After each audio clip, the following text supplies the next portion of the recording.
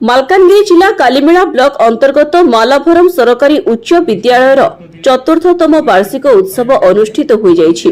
एही वार्षिक उत्सव रे मुख्य अतिथि भावे जिला मंडल अधिकारी जोग देथिले एवं कोईकुंड विद्यालयर प्रधान शिक्षक रमाकांत बेहेरा एवं मालाभरम पंचायतर सरपंच दुर्गाचरण माढ़ी और आनंदपाली विद्यालयर प्रधान शिक्षक उमाचरण पट्टनायक उपस्थित रहिथिले।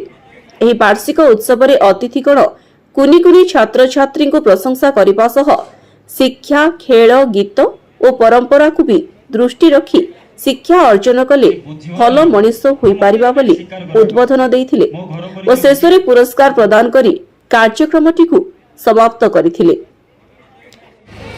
मोना गुरुबंधु पुजारी अतिरिक्त जिला मंडल अधिकारी मालकानगिरी सदर आमर मालाभरम आश्रम विद्यालय चतुर्थ वार्षिक उत्सव में जोग देछि। बहुत सुंदर होती पिला उत्साहित करा भी माने स्वतंत्र भाव में अंशग्रहण कर विभिन्न खेलकूद प्रतियोगिता होता मैथ साइंस सब प्रकार विभाग टच कराई पिलांकर सांस्कृतिक कार्यक्रम अच्छी जोटा कि परवर्ती समय हम और समस्त सहयोग थिला स्थानीय सरपंच आमर निकटतम आम अनंतपाली हाईस्कल हेचएम आम सीएचसी महोदय कोईकुंडा प्रधान शिक्षक ग्रामवासी समस्त सहयोग अति सुंदर भाव में कार्यक्रम आयोजन। कालीमेलारू ई राजकुमार को रिपोर्ट कामयाब टीवी।